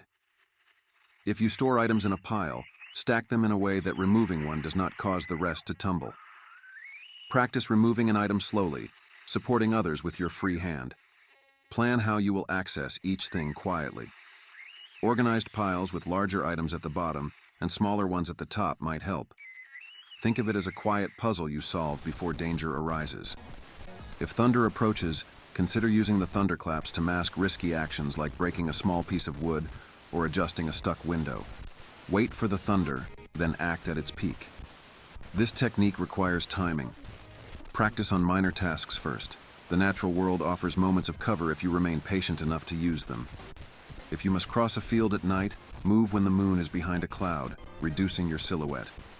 Learn to time your steps to when moonlight dims. Also consider crawling if standing upright casts a noticeable outline against distant terrain. Your shape against a lighter background can give you away even without sound. Stealth here is about blending into darkness, as well as silence. If your footwear becomes worn and loose, tighten it with strips of cloth. Loose footwear can flap and slap against your heel, creating rhythmic taps. Secure a snug fit and test by walking around your shelter. Listen carefully. Adjust until your steps produce almost no sound. If you cannot fix it quietly, consider going barefoot if the ground permits. Just watch out for sharp debris. As we add these final layers of detail, it might feel like we have reached the smallest possible adjustments. And indeed, we are refining what it means to live in near absolute hush. Each small trick adds another thread to the fabric of your survival skills. Remember that none of these suggestions are rules set in stone. They are tools in a quiet toolbox. Use them as needed, adapt them to your surroundings, and invent your own silent methods. Creativity and flexibility are your greatest allies now. If at any time you feel despair rising, think of how far you have come. You have learned to exist without the hum of old machines, without the chatter of busy streets. You have become a creature of whispers and soft steps, a careful guardian of your own life. That itself is a kind of strength. Now I will let my voice rest again. You hold all these words in your mind, ready to guide your actions when needed. May you move through the silent world with steady balance, easing through shadows and over quiet ground, secure in the knowledge that you have prepared for many scenarios. Stay calm, stay hidden, and continue to survive in the hush between heartbeats. I return yet again, as if the hush of this new existence keeps pulling me back to speak. We have traveled through so many careful hints, so many quiet steps. Sometimes I wonder if we have reached the limit of what can be said about staying silent and safe. Still, I find that each time I pause, a thought surfaces, reminding me that even a life lived mostly in silence can hold endless nuances. Let's consider how to handle the slow decay of the world around us. Buildings that were once stable may now creak or sag. Over time, dust builds up, floors weaken, and roofs let in rain. This slow change can create new sounds you must adapt to. A door that was silent last week might squeak now because the wood swelled in damp weather. To maintain control, recheck your shelter regularly. Press your ear to doors before opening them. Test floors with a light touch and adjust your paths if old roots grow too noisy. Adapting to gradual changes prevents sudden, startling sounds when you least expect them. Think about revisiting places where you once found supplies. Over time, others may have passed through, leaving them emptier and more dangerous. Before entering a familiar location, treat it like a new one. All your old knowledge may no longer apply. If you knew a silent path through a cluttered room, check if anything shifted. Maybe someone knocked over a pile of boxes that now block your quiet route. Be prepared to find a new way. The world is never static, and clinging to old patterns without checking first can lead you into noise traps. If you must transport a heavier load of supplies, perhaps you found a stash of canned food, you must be extra careful. Heavy loads can cause you to grunt or breathe harder. Practice lifting quietly. Bend your knees, keep your mouth closed, and exhale slowly through your nose as you lift. If the load has loose items inside, wrap them in cloth to prevent rattling. Move slowly, take breaks if needed. It's better to make multiple silent trips than one noisy, overloaded one. If you discover small tools like a handheld blade or a sewing needle, keep them stored where you can reach them without rummaging through noisy junk. The same goes for any item you might need quickly. A piece of cloth for muffling coughs, a short rope for securing a door. Organize a quiet emergency kit within your shelter. A soft pouch with essential items, each wrapped in cloth, so you can grab them without a single clink. Consider it a quiet first aid kit for both body and mind. We have often discussed the infected and how to avoid drawing their attention. Think now about how to guess their mood. Sometimes, if you watch from a safe distance, you might see them standing almost motionless, as if lost in their own stillness. Other times, they shuffle and shift more often. While we cannot truly know their behavior, you can sense when they seem more restless. If you notice more movement, wait longer before passing nearby. If they seem oddly still, that might be a good time to slip by slowly, but do not assume stillness means ignorance of your presence. Treat it only as a hint, nothing more. If you find yourself in a place where the ground is covered in fine gravel, each step might create a soft crunch. On such terrain, consider crawling on hands and knees if it reduces noise. Spread your weight over more contact points, easing pressure on each limb. Move slowly, feeling each piece of gravel before putting full weight. It's slower and less comfortable, but silence is worth the extra effort. If you discover old curtains or blankets that could be turned into a makeshift canopy, think carefully before setting one up. A canopy might give you a hidden space to rest, but hanging fabric can flap in a breeze and create a gentle whisper of sound. If you do this, choose thick, heavy fabric that does not flap easily, or secure it tightly to remove slack. Test it by fanning your hand softly near it. If it rustles, adjust until it remains quiet even in a light breeze. Consider methods to mask your scent. We know little about how infected track survivors, but if you worry that scent might matter, think of ways to minimize it. Avoid strong-smelling foods. Wash yourself quietly with plain water when possible, and store any pungent supplies sealed in multiple cloth layers. If you must cook something with a strong odor, do it far from your shelter and only when the wind might carry scents away. Then move on before the smell settles. While this might be extra caution, in a world of unknowns, every step helps. If you have the rare chance to improve your shelter's soundproofing, gather soft materials, old cushions, padded chairs, layers of cloth, and arrange them along walls or doors to absorb sound. Even a thin layer of cloth pinned over a doorframe can catch small noises before they escape. Over time, these measures might let you move more freely inside your shelter as less sound leaks out. Just remember, no matter how well you insulate, do not grow careless. Reduced risk is not zero risk. Think about the times you might need to move during daylight. Daylight can help you avoid stumbling over debris that could cause noise, but it also makes you more visible. If infected can see somewhat, they might spot you easier in bright light. So, even in daylight, remain in shadows when possible. Hug walls, crouch behind low barriers, and never assume that just because you can see well, you can move quickly. Light helps you avoid certain noises, but you must still step slowly and carefully. If you attempt to fish quietly in a stream, dip your line gently without splashing. If you catch a fish, remove it from the water silently. Cover its head with a cloth to stifle any flopping sounds before it can thrash. A fish's frantic flopping can sound surprisingly loud in still air. End its life quickly and quietly, then move away before preparing it. Ideally in a spot where even small chopping noises can be hidden by natural sounds. We have addressed lighting before, but consider how to store your light sources. If you keep a flashlight, if one still works, or a candle, place them in containers so that if you move them around, they do not clatter against other objects. A candle can be wrapped in multiple layers of cloth and stored in a corner where you know it will not shift. A flashlight, if you have one with working batteries, is precious. Use it sparingly and make sure nothing in your storage area can roll and tap against it. Reflect on the slow pace of this life. Everything must be done more slowly than before. Rushing invites noise and mistakes. Embrace the slow pace rather than fighting it. When you decide to move from one place to another, plan to take twice as long as you think you need. This extra time allows for rests, for careful placement of feet, for waiting out moments when infected pass nearby. Patience is the bedrock of silent survival. If you attempt to set simple signals for yourself, like a line of string or a small mark to indicate where it's safe to step, make sure these signals are subtle enough that others cannot decipher them. Maybe 3 small stones placed in a certain pattern mean, turn left here, while 2 stones mean, this path is noisy. Keep these codes in your head. Never write them down plainly. This ensures that if someone stumbles upon your territory, they cannot use your signals against you. If you find yourself running low on resources, consider nocturnal foraging. At night, many infected might roam more blindly, but you see less too. Only do this if you know the area well and can navigate by touch or subtle markers. If you must forage in darkness, move even slower.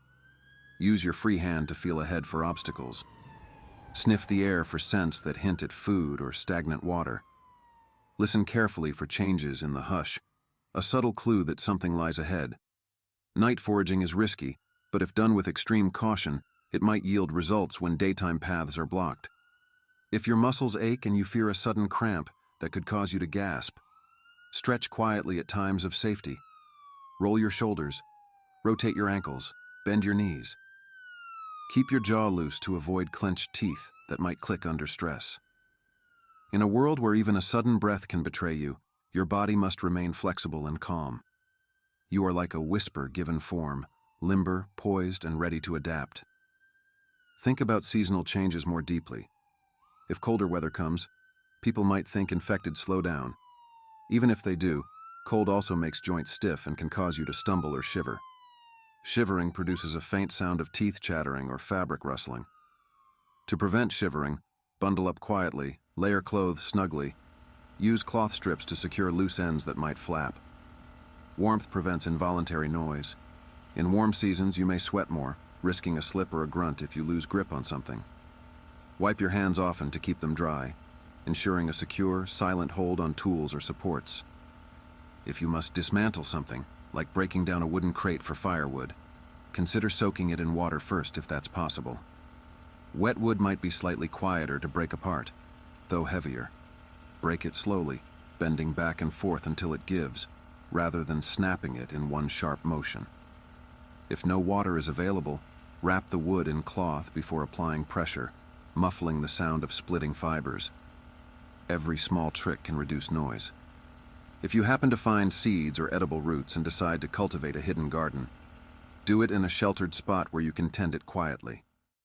Soft soil makes no sound as you turn it gently with a stick. Watering silently means pouring water low to the ground, not from a height that produces a splash.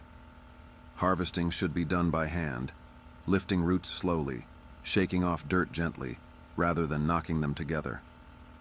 A quiet garden might feed you and keep your body soundless with better nutrition. If you must clean a tool that became dirty and might make noise if used in that state, do it carefully. Wipe it with cloth rather than banging it against something hard. If rust formed on metal, rub it gently with a piece of cloth or a soft material until the worst is gone. Avoid scraping vigorously. Maintain your tools regularly so they never become so stuck or rusted that you must apply force and risk a clank. If you see signs that others have tried to set traps, like tripwires or balanced piles of objects that might fall and make noise, approach with great caution. Disarm traps slowly by removing their tension points first. If a tripwire is taut, hold the wire with 2 fingers and ease it loose rather than cutting it swiftly. Cutting might cause the other end to snap and produce a sound. Move each piece softly until the trap is neutralized. Then leave quietly, as someone who sets traps might still be around. If at some point you notice you have begun to move silently, even when you do not have to, say inside your shelter alone, understand that this is a form of adaptation.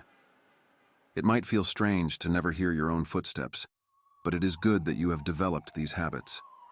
In a life like this, instincts that favor silence keep you safe. Accept this change as part of who you are now. If you must hide in water at some point, say submerging in a shallow pond to avoid passing infected, do so slowly. Enter the water bit by bit, reducing splashes. Once inside, keep only your head above the surface and breathe through your nose. If you must exhale through your mouth, do it gently so no bubbles break the surface noisily. When you emerge, do so equally slowly, letting water drain quietly from your clothes. Dripping water can form a pattern of small taps if it lands on hard ground. Aim to emerge where the ground is soft or covered in cloth, so drops vanish silently into the earth. Over these many parts, we have painted a life so careful, so cautious, that it might seem like a never-ending tension. Yet remember that tension can lessen with practice. The more skilled you become at silence, the less you must think about it every moment. Actions that once required mental effort will become natural habits. Your body and mind will know how to move without instruction. If you ever find a companion who shares your silent ways, you might exchange signals as you work together. Maybe a single finger raised means wait, a closed fist means danger, and a slow wave of the hand means follow. With practice, a pair of survivors can coordinate without a word, performing tasks in harmony. The power of two quiet minds working together surpasses what either could do alone.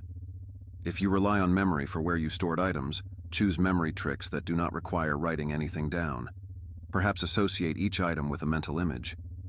A small piece of cloth holding matches might remind you of a bird's nest. So when you think of fire, you picture a bird's nest in the corner of your shelter. Such mental associations help you find what you need without a noisy search. If wind picks up unexpectedly and rattles something in your shelter, address it at once. If a loose shutter bangs, pad its edges. If a door rattles, wedge cloth into its frame. If a hanging object sways and taps lightly, remove it or secure it. The environment around you changes often, and continuous maintenance keeps your surroundings as silent as possible. This proactive approach prevents sudden noises that could draw infected at a bad moment. If you must carry multiple containers of water, balance them so they do not bump each other. Place cloth between them.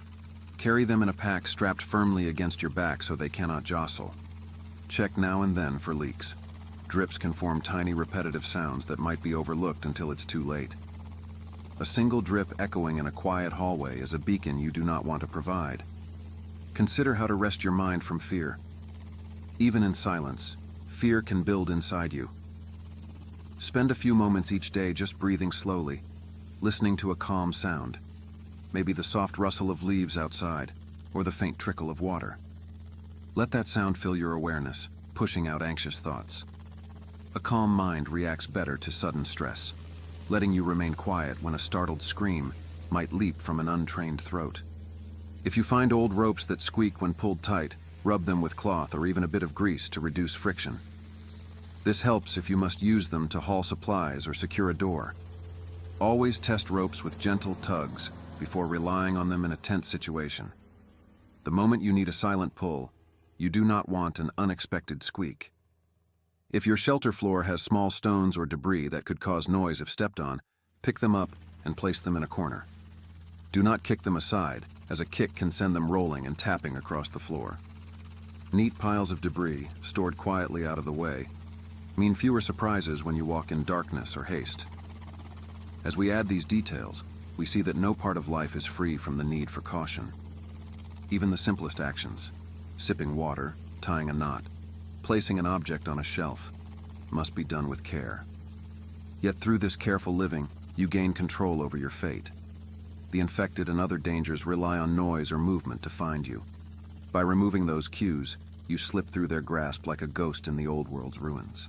I know we have gone far into subtlety. Perhaps one day you will not need these words, because you will have grown so accustomed to silent survival that it all comes naturally. But until then, keep these thoughts in your mind's quiet corners. Let them guide you in moments of uncertainty. They are your shield against the endless hush that otherwise would swallow any careless sound. I will rest my voice once more. Carry these final refinements with you, my unseen listener. You are not helpless. With each silent choice you make, you remain alive and untrapped by noise. Be well, move gently, and hold on to hope as silently as you hold on to life itself. I have returned once more, as if guided by a quiet tide of thought that never fully recedes. We have walked through countless methods of staying silent, cautious, and alive. Our journey has been long and filled with small details that shape life in a world without familiar comforts. Even now, as we stand at the edge of what feels like a nearly complete tapestry, I find another thread to pick up, another angle to consider. Let us see if, by looking more closely, we can glean a few last hints that might aid you in your silent existence. We have often talked about adapting to changing conditions. Let us explore this idea again, but in a slightly different way. Consider that all the advice you have gathered will mean very little if you cannot shift your approach when the world shifts. If you relied heavily on moving at dusk, but suddenly infected activity patterns change, and they roam more at that hour, you must abandon old habits and embrace new ones. Survival in silence means never becoming too rigid. The moment you insist on doing something the old way is the moment the world's quiet traps can catch you. Think also about how you handle small pains, like a splinter in your finger or a thorn in your foot. If you delay dealing with it, pain might cause you to gasp or step awkwardly later. Address small issues early. If a splinter pricks your finger, find a quiet moment and remove it gently. Press the area to ensure no shards remain. By resolving small problems promptly, you prevent them from growing into sudden outbursts of noise or panic. We have touched on the mental strain of living this way. Let us add one more layer: maintaining hope in silence. Hope need not be loud. It can rest quietly inside you.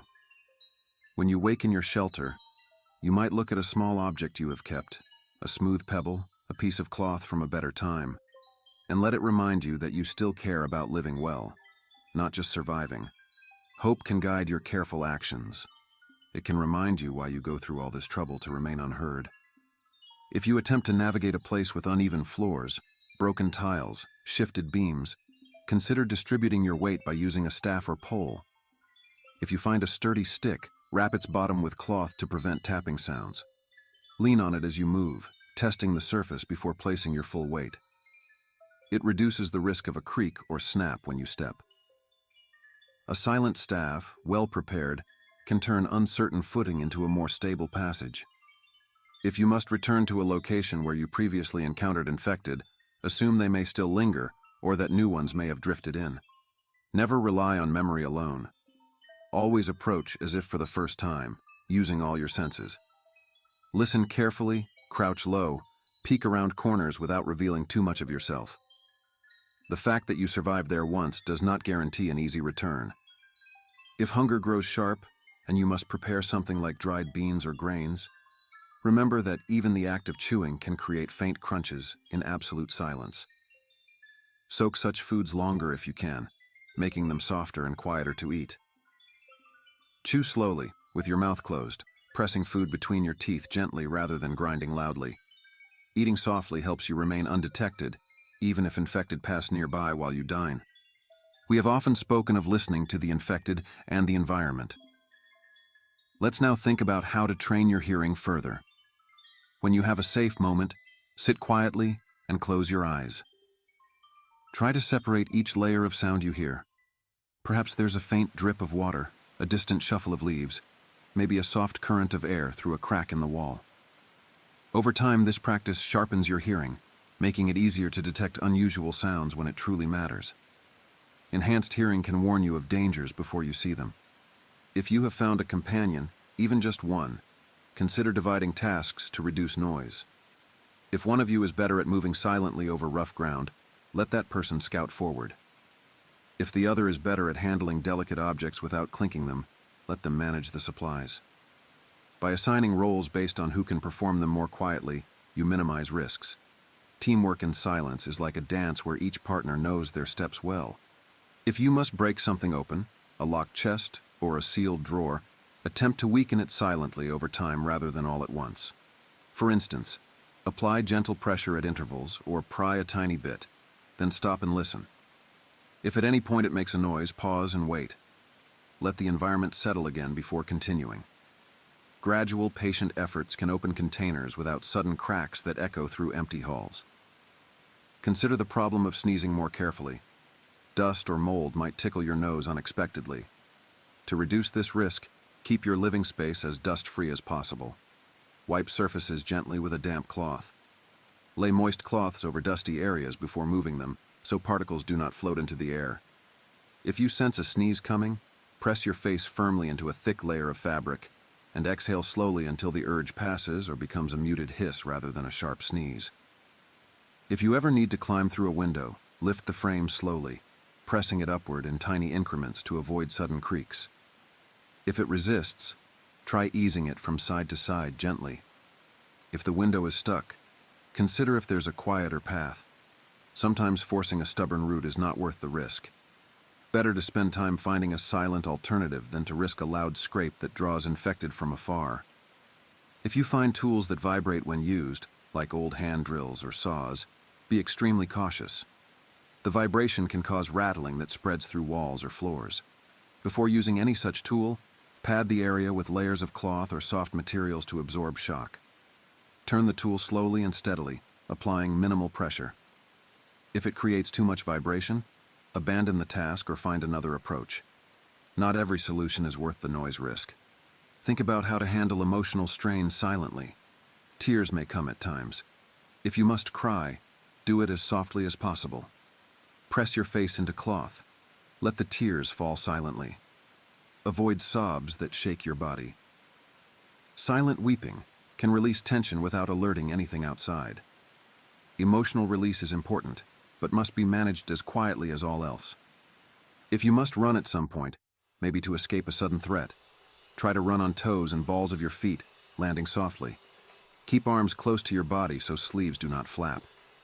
If you have to push through a bush, part the leaves gently, rather than charging through. Even in a rush, small actions can cut down on noise. After you reach safety, slow down immediately, returning to your careful pace. Sudden running should be rare, but if needed, do it as gracefully as you can.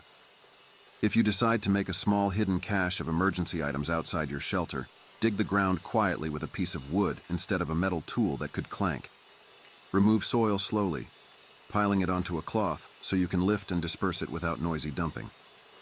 When covering the cache, pat the soil gently with your hand, not pressing hard and causing dull thumps. A silent cache might save your life if you lose your main supplies someday. We have mentioned ropes and cords often. Let's consider making silent knots. Certain knots tighten with a jerk that can snap or rub fibers loudly. Practice tying knots slowly, pulling each strand gradually so they snug into place without a jerk. Smooth, steady tension reduces friction sounds. If a knot squeaks as it tightens, try a different knot that can be formed in stages rather than all at once. If a door is stuck due to rust or debris, try pushing softly at different angles before applying force. Sometimes a slight lift or a gentle pull downward changes how the hinges align, reducing creaks. Think of every interaction with objects as a negotiation rather than a battle. Coax them into moving quietly rather than forcing them. Consider the scents you leave behind. Even if infected focus mostly on sound, desperate survivors might track you by smell. After working on something messy, like cleaning fish, wash your hands and any tools carefully. If water is scarce, at least wipe them thoroughly with a damp cloth and air them out. Smell may not be as critical as silence, but a strong odor could bring curiosity. Keep everything as neutral as possible. If you notice your shelter's entrance becoming too familiar, even you can find it easily from a distance. Disguise it. Arrange some debris or natural items around it so it blends in. Keep an internal marker that only you recognize. A certain chipped brick, a knot in a piece of wood, that tells you where to step. Outsiders or infected might pass by without suspecting you live there. Visual tricks complement silent living, helping you remain hidden. If one day you find a set of clothes quieter than what you wear now, maybe softer fabric that does not rustle when you move, switch to them slowly. Test each movement before going outside. Become familiar with how the new clothing behaves. Does it snag on rough surfaces? Does it slip on certain floors? Adapting to clothing changes can maintain your silent edge. We often rely on cloth to muffle sounds. Remember that cloth itself can grow stiff or noisy if it dries oddly or becomes coated with dust. Wash your muffling cloth now and then, wring it out silently, and let it dry in a still corner. Soft, clean cloth absorbs sound better and does not crackle. Maintenance of even the simplest tools helps preserve your quiet sanctuary. If storms come, with lightning and thunder, use the thunder not just to cover single actions, but to move more quickly during the storm's roar. If thunder is frequent, you can advance a short distance each time it booms. Just be ready to halt instantly when thunder fades. If lightning flashes risk revealing your silhouette, crouch behind something until the flash ends. Storms provide a strange dance of opportunity, masks of sound and light, if you learn their rhythm. If you must push through thick vegetation, Tie back branches quietly rather than snapping them. Use strips of cloth to hold branches aside. After you pass, remove the cloth silently and let the branch return slowly to its position. A snapped twig can echo like a call. A branch eased aside returns with hardly a whisper. Nature can be both your cover and your trap. Treat it gently, and it will serve you well. If at any point you realize you've made a small noise, maybe a soft tap or creak, freeze immediately. Do not rush to correct it or move away. Wait, listen. If infected react, you may need to retreat silently. If they do not, resume your careful progress only after a long pause. One small noise need not lead to disaster if you handle it with patience and self-control. Hasty reactions often create more noise. If you find an area rich in resources, food, water, simple shelter, do not drain it all at once. Take just enough and move on quietly. Returning later when needed might be safer than stripping it bare now. Overexploiting one spot can leave clues of your presence, making it a noisy trap if someone or something else stakes it out.